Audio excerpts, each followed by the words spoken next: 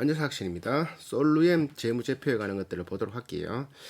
요약 재무제표, 요약 연결 재무제표가 있고 요약 별도 재무제표가 있는데, 별도는 솔루엠 자체 것만 한 거고, 연결은 이제 관계회사, 연결해서 종속회사 거를 다 합친 거 매출이 8,100억이고, 별도만 했을 때는 매출이 3,400억인데 요거는 뒤에 가가지고 한 방에 정리하도록 할 테니까, 일단 연결된 거 유동자산 있고 비유동자산 있고, 유동부채 비유동부채 자본 항목 부채 자본 항목이 있으면 자산에 유동이 붙으면 1년 안에 현금으로 바꿀 수 있는 거를 유동자산이라고 한다.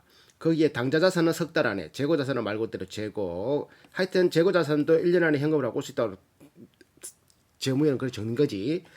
비유동자산은 B자가 붙으면 1년 안에 현금을 받고 힘든 것들, 투자자산, 유형자산, 무형자산, 사용권, 리스자산 이런 것들이 있다. 부채에 유동이 붙으면 1년 안에 갚아야 될 거, 비유동은 장기성 1년 이상 갚아야 될 거, 1년 이상 걸려서 갚아야 되는 거.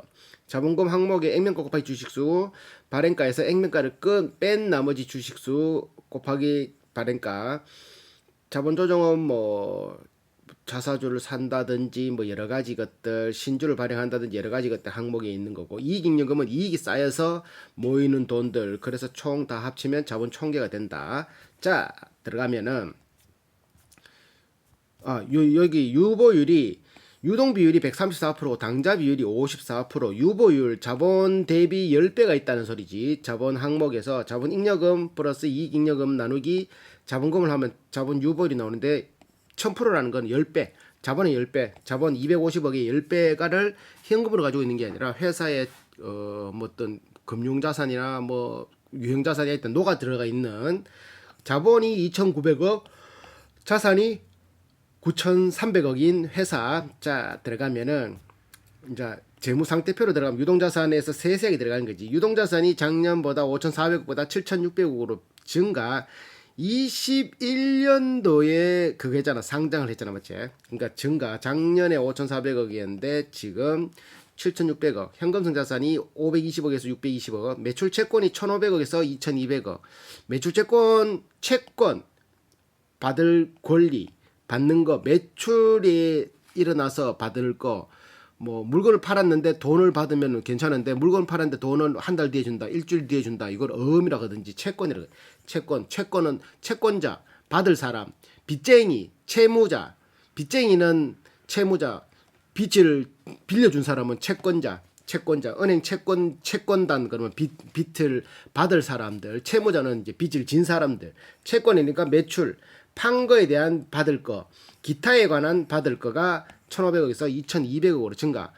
얘들의 매출 채권은 앞 시간에서도 말했다시피 걱정할 게 없지. 왜? 매출 채권 말고 전체 매출의 71%를 삼성전자와 거래를 하고 있고, 매출 채권 대손 충당금, 대손 충당금이라 말뜻이 대신 손해 날 거를 대비해서 충당하는 금액을 설정한 금액이 대손 충당금 아니야.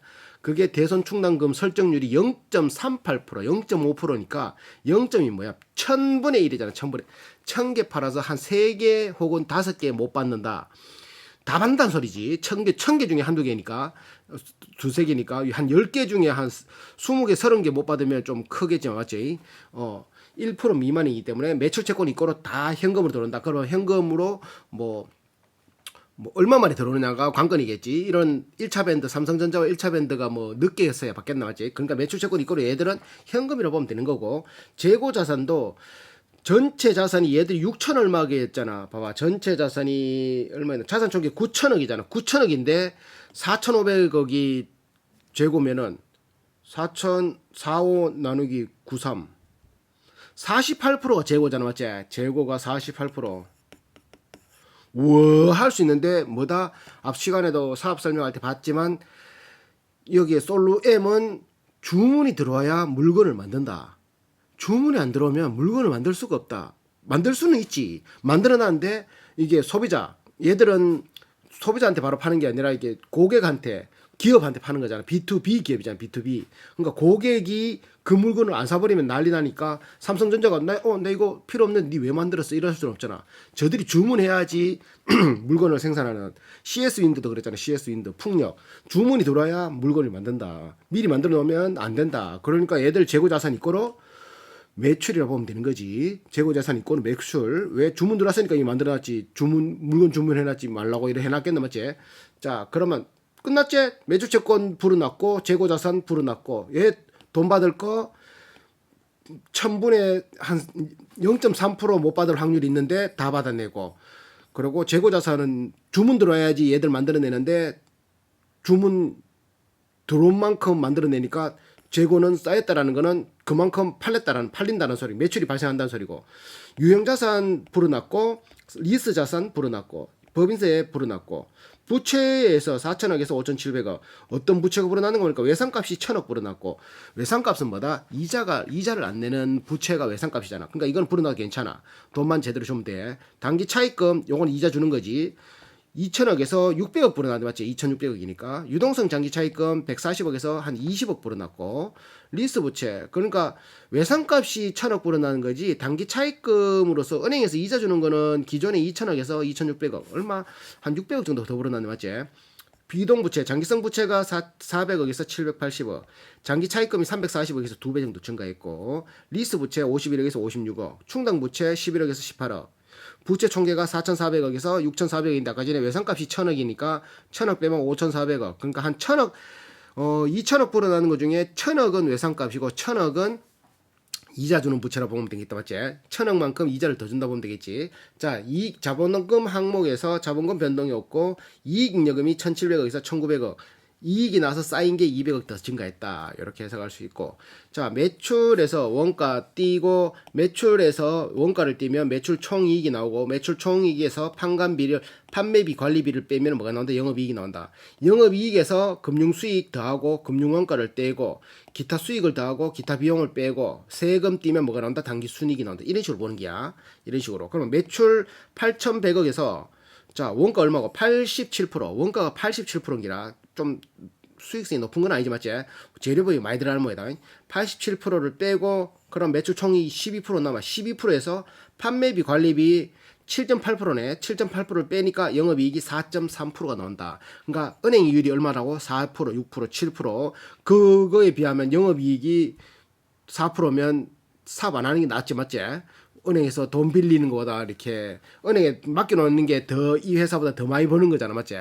그런 장단점이 있지. 자, 영업이익은 4.3% 금융 수익으로 12억이 들어가고 비용으로서 금융 비용은 이자 비용, 뭐 환차익, 환차손 뭐 74억이 나갔고 기타 수익으로 257억이 들어갔는데 나간 비용으로 268억이 나갔고 세금 51억 나갔는데 전반기에는 83억 나갔고 그래서 순이익은 2.4% 순이익은 2.4% 은행 이율보다 뭐하다 맞지? 이런 거 회사 굴리봐야 은행보다 뭐하다. 만약 여기서 부채가 높으면은 벌어들이는 것보다 이자로 나가는 게 더 세서 감당을 하지 못하겠지. 자, EPS는 398원이 나고 1년 예상 곱하기 2를 하면 6개월 치니까 796원. 지금 주가 얼마야? 17,000원 나누기 769원을 하면 PR 21배가 난다. 퍼가 21배. ROE는 자본 리턴 온 에코티라고 얼마야? 지금 순이익에서 자본을 나눈 값인데 순이익이 6개월 치니까 곱하기 2를 하고 나서 자본을 나눠버리면 13%가 나온다. 만원 투자면 1304원씩 돌아와서 7년이 걸리면 한 8년이 걸리면 본전이 되는 거고 퍼라는 소리는 21년이 걸리면 본전이 되는 소리. 자, 또 뭐 있노? 단기 자본 변동표를 보도 단기 순이익 118억 들어오고 얘들은 배당은 줄 여력이 없어. 전환권, 전환사채 전환, 신주 인수권부서 행사, 뭐 유상증자 막 이렇게 막 쌓이고 단기 순이익 쌓이고 이때 얘들은 배당은 아예 줄 여력이 없고 현금 흐름표를 본다 하더라도 현금 흐름표는 얘들은 마이너스 될 수밖에 없겠다.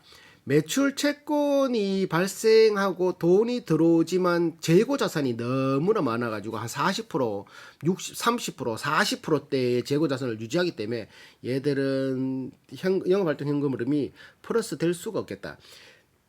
재고 자산 폐기 손실은 뭐 19억, 18억 요거 한다 하더라도 요거 말고 재고 자산이 1000억대 단위가 재고 자산이 불어나고 줄어들고 하니까 얘들의 순이익률 영업활동 현금 흐름 단기 순이익 100억대 100단위에서 1000단위가 왔다 갔다 하니까 얘들은 영업활동 현금 흐름이 마이너스 될 수밖에 없겠다. 맞지? 자 봐봐 단기 순이익 더하고 비현금 항목 조절 감가란 말이야. 감가상각비 감가상각비를 더하고 빼고 건물이 노화되면 고쳐야 될 비용을 미리 충당해놔 세비해놔야 되잖아. 기계가 수명이 있잖아. 그러니까 미리 한 10년 쓰면은 미리 바꿔야지. 고장나면 바꾸지. 그런 건 아니잖아. 맞지? 폐차되기 전까지 타는 게 아니고 한 택시처럼 한 5년 타면 바꾸고 5년 타면 바꾸고 막 그러잖아. 왜? 고치는 비용보다 새로 산 비용이 더 싸게 칠 수도 있다. 굴리는 가운데 그런 것들이 감가상각비잖아. 그러니까 외화 환산이 이런 걸 다 더하고 빼고 해서 비현금 항목 조정에서 357억이 플러스 됐고 단기 순이익 195억이 플러스 돼 있고 나간 돈은 이제 자본 조정, 매출 채권, 받을 돈, 외상값, 재고 이런 것들을 표시해 놓는데 매출 채권 못 받은 게 656억. 근데 못 받은 게 656억이지만 얘들이 못 받는 금액이 아니라 0.3%만 못 받고 다 받는 거니까 이건 받을 돈인데 지금 당장 현금이 안 됐을 뿐이지. 의미 없는 거. 기타 채권 마찬가지. 재고 자산은 뭐라 그러노? 주문이 들어와야 주문이 들어와야 물건을 만드는데 얘들이 물건을 쌓아놨다고 말도 안 되는 소리잖아. 주문이 들어왔다는 소리지, 맞지? 자, 원자재나 만들고 있는 거나 이런 거 주문이 들어와야지 만들 수 있는 거니까 요것도 의미 없다. 기타 자산 의미 없고 이 덩어리 두 큰 게 다 잡고 있는데 1300억, 600억 이거만 합쳐도 거의 2000억이 가까우니까 의미 없는 거지. 나머지 뭐 98억짜리 이런 거는 볼 것도 없고 투자활동 현금 흐름은 회사가 미래를 위해서 투자를 하기 위해서 돈을 쓰는 거는 마이너스 들어온 거는 플러스 기타 금융자산의 감소 팔았단 소리지 128억 자 증가는 샀단 소리야 200억지 금융자산 다 금융자산이잖아. 용 감소 팔았는 거 128억, 산 거 200억치. 그러니까 얘들은 한 200억 정도를 굴린다. 금융자산. 얼마 전에 했던 KINX는 한 1,500억 정도, 모토닉을 한 3,000억, 동개발은 한 4, 5천억 이렇게 돈을 굴린다. 돈이 있으니까 얘들은 한 200억 굴리네. 자, 그리고 투자자산은 유형자산. 눈에 보이는 거 한 209억치 샀고 무형자산이 2억치 샀고 재무활동은 자본금이 변하든지 이자를 내면서 갚는 돈이 생기든지 이자 내면서 빌린 돈을 갚든지 또 다시 빌리든지 빌리가지고 회사에 돈이 들어오면 플러스 나가면 마이너스 단기 차입금의 차입 1,300억을 땡겼다는 소리지 1,400억 자 장기 차입금 차입 400억을 땡겼고 그럼 합치면 거의 1,800억을 땡겼어 자 갚은 건 얼마니 이자 39억 갚았고 단기 차입금 950억 한 1,000억 가까이 갚았고 유동성 장기 차입금 80억 정도 갚았고 얼마야 1,800억 빌려서 1,800원 빌렸는데 갚은 거는 한 1,100억 정도 된다 맞지? 자, 자기 주식 취득, 자사주 취득한테 한 35, 자본 내서 마이너스 되는 거니까 정다 그랬지. 35 썼고 배당도 여기다 적는 거지. 리스료 지급 27억. 뭐 이렇게 해서 다 하니까 재무활동 현금이 플러스. 그러니까 영업활동 마이너스 투자활동 얘들 투자활동 얼마 있노? 마이너스 재무활동 플러스인 회사네. 재무활동 어찌 보면 영업활동 마이너스라는 거는 썩 좋은 현금이 그만큼 안 들어간 흑자 부도가 날 수 있는 거일 수도 있겠지만 여기는 뭐 그래도 삼성전자와 거래를 하니까 문제는 없겠다 맞지? 삼성전자 71%니까 그러니까 마이너스 플러스인 상태 현금이 시작할 때 525로 시작해서 627억이 되었다. 현금성 자산이 현금이 100억 증가 작년 이맘때는 485억이었다. 이렇게 해석할 수 있다. 전성호 대표가 14% 지분, 삼성전기가 9.3%, 국민연금이 5%가 가지고 있고 주식회사 솔루엠 헬스케어, 솔루엠 멘탈케어 최근에 만드는 솔루엠 뭐 이렇게 센서 올해 다시 그 만드는 그런 것만 62% 지분, 99% 미만이고 나머지는 다 100%의 지분을 가지고 있다. 인도 법인, 중국, 독일, 베트남 뭐 이렇게 쭉 자본금 204. 유럽이 자산이 굉장히 크더라고. 자, 자산 총액 유럽이 베트남이 3,500억짜리 USA가 1,400억짜리, 그리고 여기 어디야?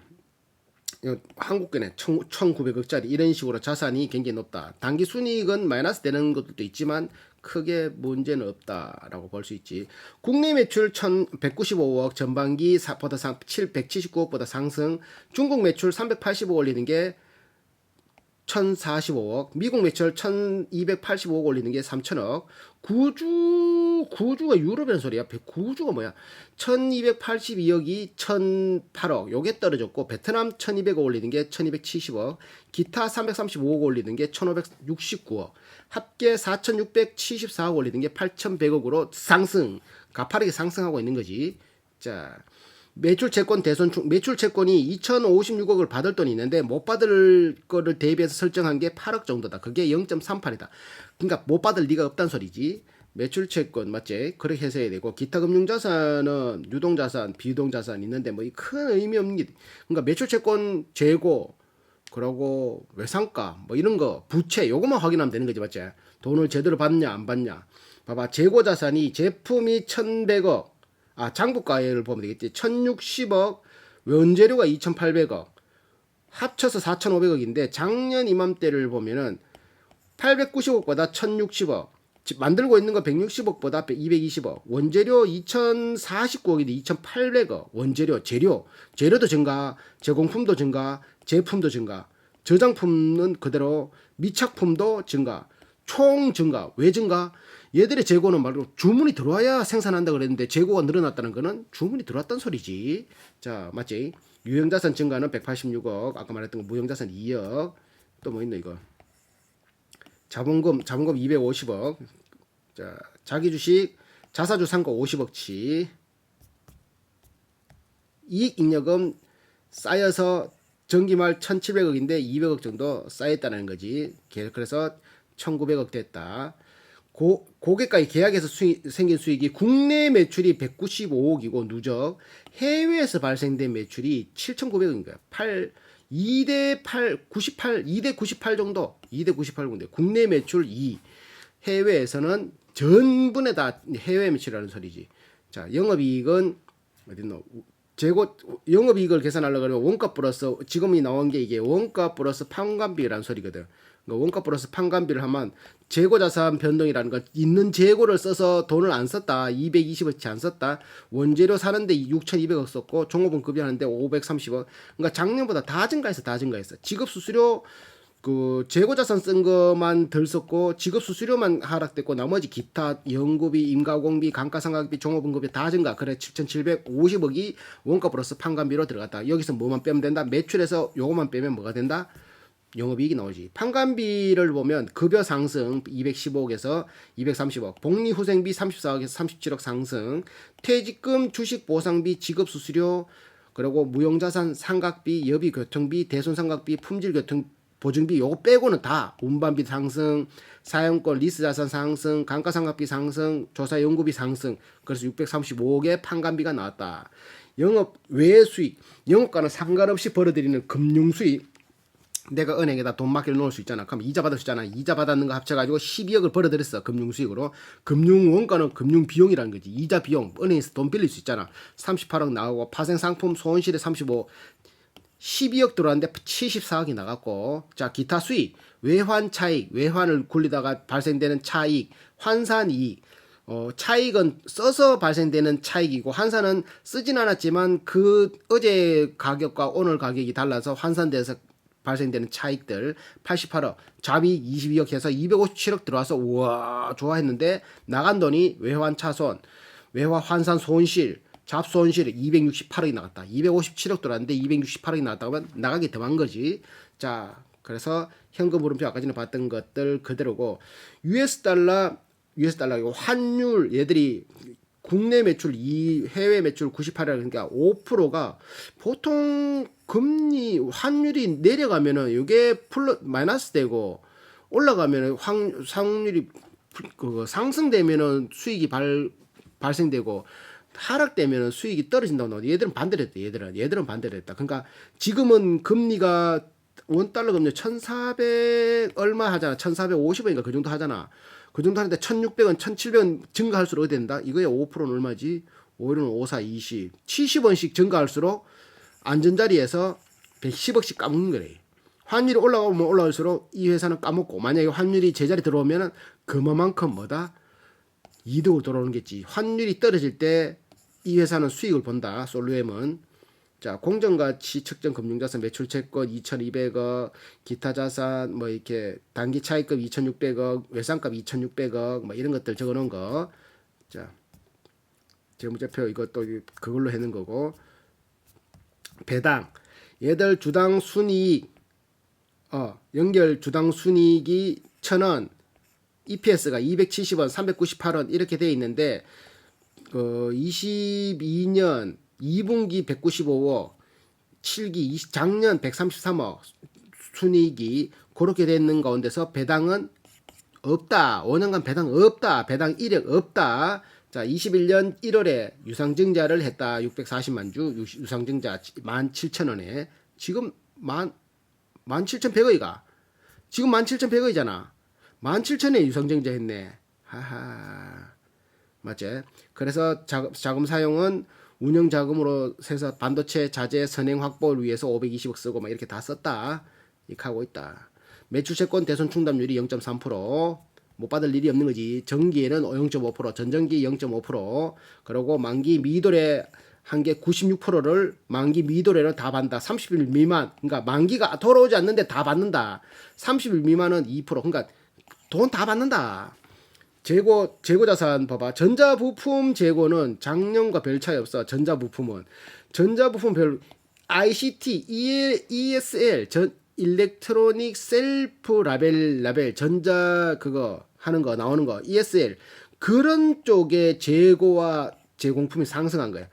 상품은 가져와서 바로 파는 게 상품이고 제품 만드는 거 그게 460억에서 628억, 제공품 만들고 있는 거 6억에서 50억, 원재료 370억에서 1200억, 원재료가 1200억, 기타 50억에서 180억, 와, 이 1200억 엄청 올랐다 맞지? 엄청 증가 10배, 4배, 4배 증가했다. 속에 합 900억인데 2천억. 여기에서 재고가 확 증가해버렸다 맞지?